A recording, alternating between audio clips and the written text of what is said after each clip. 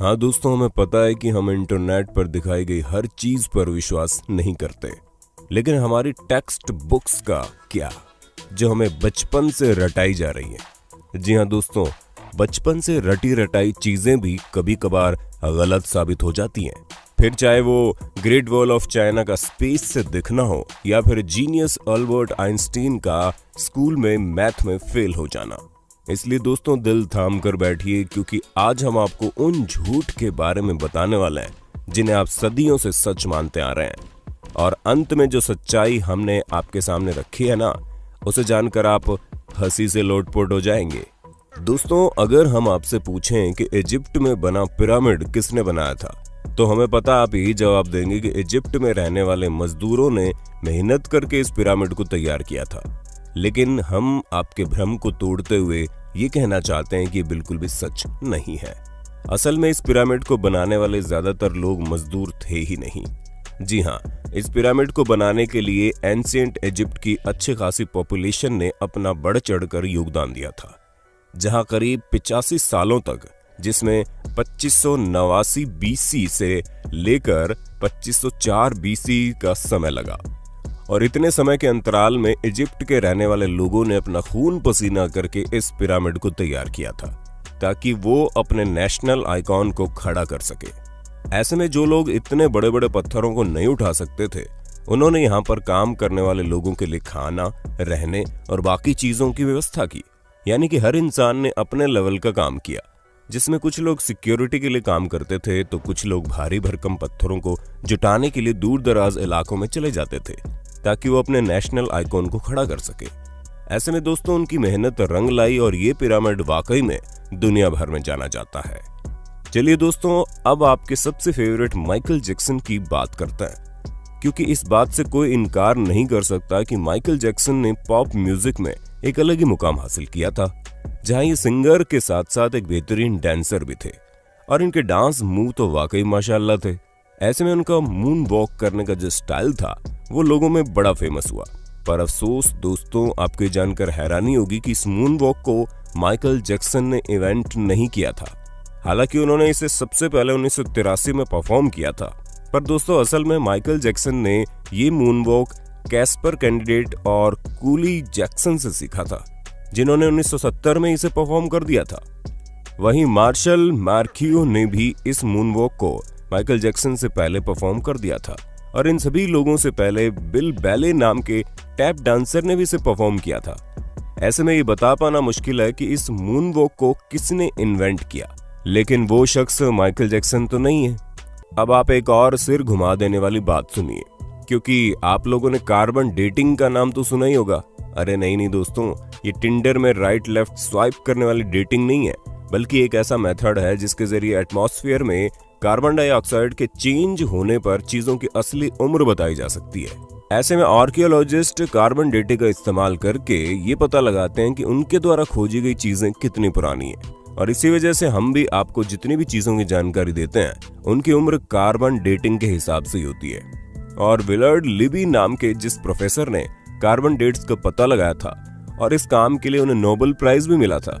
लेकिन दोस्तों दिल थाम लीजिए, क्योंकि हम आपको बता दें कि कार्बन डेटिंग के जरिए चीजों की असली उम्र पता लगाना बहुत मुश्किल है।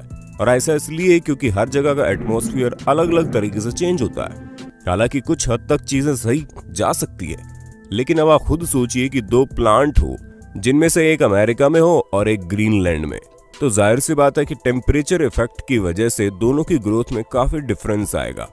इसी तरह से कार्बन डेटिंग का भी हिसाब किताब है। अब चलिए दोस्तों, आपको एक और मिथ बस्टर स्टोरी सुनाते हैं, जो किसी और की नहीं बल्कि लॉक नेस मॉन्स्टर की फेक फोटो स्टोरी है। जी हाँ दोस्तों, जहां इस मॉन्स्टर की फोटो को न्यूज़पेपर में दिखाकर लोगों को हैरान करने में कोई कसर नहीं छोड़ी गई थी, और कई सारे लोग तो इस बात पर विश्वास भी कर बैठे थे कि सालों पहले गायब हो चुका ये क्रिएचर अब वापस से तहलका मचाने आ गया है। ऐसे में दोस्तों लॉक नेस को स्कॉटलैंड में देखे जाने की बात कही गई। इस तस्वीर को सबसे पहले रॉबर्ट केनेथ विल्सन ने 1934 में लोगों के सामने रखा, और करीब 60 सालों तक इनकी ली गई इस तस्वीर को सच्चा समझा जा रहा था। लेकिन वो कहते हैं ना कि झूठ के दिन 4, सच चले 1000 साल। हाँ दोस्तों, हमें पता है हमारी बनाई गई कहावत उतनी अच्छी नहीं है, लेकिन इस जगह पर बिल्कुल फिट बैठती है, क्योंकि 1994 में ये बात लोगों के सामने आ गई कि लॉक नेस मॉन्स्टर का जो शेप उस तस्वीर में था वो कुछ और नहीं बल्कि एक टॉय सबमरीन थी, जिसे पानी में इस तरह डाला गया था कि वो उस क्रिएचर की तरह दिखाई दे। और ऐसा मर्म्यूडेक नाम के जर्नलिस्ट ने किया था ताकि वो अपने न्यूज़पेपर से बदला ले सके, क्योंकि उनके न्यूज़पेपर ने लॉक नेस मॉन्स्टर के बारे में छापने की वजह से उन्हें बातें सुना दी थी। और इसी वजह से उन्होंने इतनी बड़ी कहानी रची जिसके चंगुल में दुनिया करीब 60 सालों तक थी। दोस्तों, जब आप दुनिया के अजूबों के बारे में सोचते होंगे तो आपके दिमाग में सबसे पहले क्या आता होगा? माचू पिच्चू, ताजमहल या ग्रेट वॉल ऑफ चाइना? लेकिन बाकी सबका तो ठीक है, लेकिन ग्रेट वॉल ऑफ चाइना के बारे में हम आपको बता दें, ये इतना भी ग्रेट नहीं है कि स्पेस से दिखने लग जाए। जी हाँ दोस्तों, क्योंकि सच्चाई तो ये है कि ये इतना बड़ा भी नहीं है कि इसे हमारे एटमॉस्फेयर के बाहर किसी भी जगह से देखा जा सके, फिर चाहे वो मून ही क्यों ना हो, जो हमारे सबसे करीब है। और ये हम अपने मन से नहीं कह रहे, बल्कि खुद नासा ने इस बात को साबित किया है। हालांकि भले ही 21,196 किलोमीटर लंबी हो, लेकिन अगर हम इसकी चौड़ाई की बात करें तो ये बॉटम से मात्र 20 फुट चौड़ी है और टॉप से केवल 16 फुट चौड़ी है। हम आपको बता दें कि ये अफवाह 1754 के आसपास शुरू हुई। ऐसे में ये चीज हमारे चांद पर पहुंचने और स्पेस में सैटेलाइट पहुंचाने से बहुत पहले की बात है। तो ये सिवाय अफवाह के और कुछ नहीं है। अब भले ही हर साल यहाँ पर करोड़ों की संख्या में लोग आते हो, लेकिन अफसोस वो चाइना की जिस दीवार पर खड़े होते हैं वो स्पेस से तो नहीं दिखती। चलिए दोस्तों, चाइना से आप हमें ये बता दो कि दुनिया भर में तहलका मचाने वाला कोरोना वायरस चाइना की किस जगह पर सबसे पहले फैला था? हमें पता है आपको जवाब पता होगा, इसलिए कमेंट बॉक्स में एक भी इंसान का जवाब छूटना नहीं चाहिए। वैसे दोस्तों, जब कभी भी आप वाइकिंग्स के बारे में सोचते होंगे तो आपके दिमाग में सबसे पहले चीज क्या आती होगी? हमें पता है ज्यादातर लोगों को बड़े से जहाज का साइज और सींग निकले हुए हेलमेट याद आते होंगे, पर हम आपको बता दें ये दोनों ही चीजें झूठी हैं, जो कि हमारी मेन स्ट्रीम मीडिया द्वारा हमारे दिमाग में डाली गई। असल में कई सारे हिस्टोरियंस को वाइकिंग्स के समय के टूल्स मिले हैं, जिनमें से एक भी हेलमेट ऐसा नहीं मिला जिसमें सींग लगे हों। हालांकि ये माना जा सकता है कि वो लोग लड़ते टाइम खुद को बचाने के लिए हेलमेट का यूज करते होंगे, लेकिन इसका मतलब ये नहीं है कि उनके हेलमेट में ही डायरेक्ट सींग लगे हों। दोस्तों, ये जो अफवाह है ये तब से फैलनी शुरू हुई जब गुस्ताव मालस्ट्रोम नाम के आर्टिस्ट ने अपने आर्ट में वाइकिंग्स के हेलमेट में सींग लगा दिए, और तभी से लोग ये समझने लगे कि उनके हेलमेट में सींग होते थे, जबकि ऐसा कुछ भी नहीं है। तो दोस्तों, हमें पूरी उम्मीद है आपको अपने होस्ट और दोस्त सैम की वीडियो में मजा आ रहा होगा। अगर हाँ तो साथ ही वीडियो को लाइक करते चलिए, ताकि हम फ्यूचर में भी इसी तरह की इंटरेस्टिंग वीडियोस लाते रहें। दोस्तों, अब हम आपके दिमाग की सबसे बड़ी उपज को दूर करते हैं, क्योंकि कई सारे लोगों को ये सिखाया जाता है कि अल्बर्ट आइंस्टीन, जो कि इतने बड़े जीनियस थे, वो हाई स्कूल में बेसिक मैथ की वजह से फेल हो गए थे। तो दोस्तों, ये बिल्कुल गलत है। जी हाँ, ऐसा कुछ भी नहीं है, बल्कि आइंस्टीन तो उल्टा मैथ के जीनियस थे, जहां मात्र 15 साल की उम्र में उन्होंने मैथ में अपनी बहुत अच्छी पकड़ बना ली थी। अब दोस्तों, जाहिर सी बात है, जो शख्स फिजिक्स की दुनिया में इतनी बड़ी उपलब्धियां पाया हो, उसे बेसिक मैथ ना आती हो, वो भी हाई स्कूल के समय में, ये चीज थोड़ी सी खटकती है। पर हमें तो बुरा उन लोगों के लिए लगता है जो ये सोचते हैं कि उन्हें मैथ नहीं आएगी, फिर भी वो साइंटिस्ट बन जाएंगे। अरे दोस्तों, साइंटिस्ट बनने के लिए मैथ भी जरूरी है, ठीक उसी तरह जिस तरह सिंगर बनने के लिए अच्छा गाना जरूरी है, और डांसर बनने के लिए अच्छे मूव्स करने जरूरी हैं, क्योंकि ये सभी चीजें बेसिक्स हैं।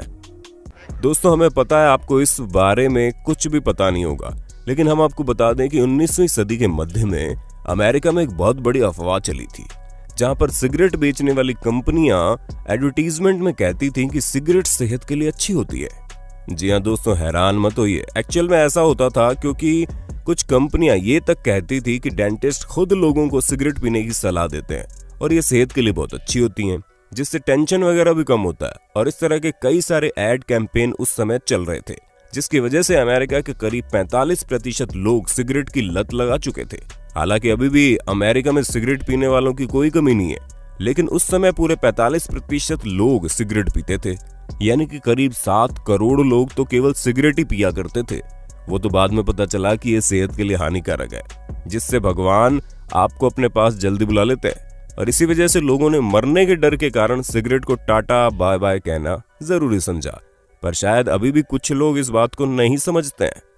दोस्तों आज के लिए बस इतना ही। उम्मीद है आपको हमारी वीडियो पसंद आई होगी। अगर हाँ तो इस वीडियो के बारे में हमें कमेंट करके जरूर बताना और ऐसे इंटरेस्टिंग वीडियोस लगातार देखने के लिए हमारे चैनल को लाइक शेयर और सब्सक्राइब करना बिल्कुल ना भूलें। धन्यवाद।